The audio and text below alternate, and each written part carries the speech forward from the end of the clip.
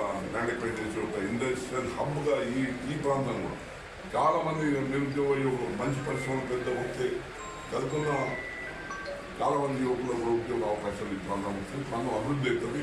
చాలామంది చెప్తున్న ప్రశ్న బస్సులు ఎట్లా నివారిస్తారు సార్ అని. రేపు మరి ఈ రహదారి ఏర్పడటం వలన ఆ హబ్ మనకు మన ముఖ్యమంత్రి గారి సహకారంతో కాంగ్రెస్ సహకారంతో రేపు కేంద్ర ప్రభుత్వం కూడా చూస్తూ ఉన్నారు. మోదీ గారు మాట్లాడే తీరు మారిపోయింది. జరగనున్న పార్లమెంట్ ఎన్నికల్లో కాంగ్రెస్ పార్టీ అభ్యర్థి సురేష్ శెట్కర్ గారు పోటీ చేస్తున్నారు. 100కు 100% గెలుపు ఖాయమనేది మాకు తెలుస్తూ ఉంది.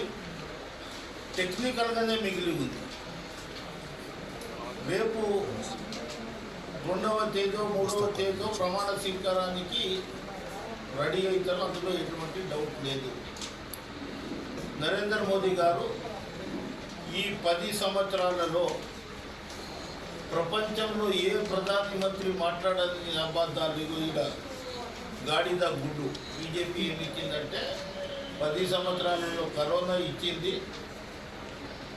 10 సంవత్సరాలలో ఏం చేయలేదు. నిన్న మీటింగ్ పెట్టి దాదాపు ఒక ప్రధానమంత్రి వస్తే అటర్ ఫ్లాప్ మీటింగ్ 1000 రూపాయలు ఇచ్చి జనాలను బతిమలాడి బిజినెస్ పట్టేదైనా 10 సంవత్సరాలు మన దగ్గర ఎంపిక చేసిన అయినా ఏ ఒక్కరోజు జైరాబాద్ పార్లమెంట్లో 7 అసెంబ్లీ నియోజకవర్గాలలో ఎక్కడన్నా అభివృద్ధి గురించి మాట్లాడిన పాపాన పోలేదు.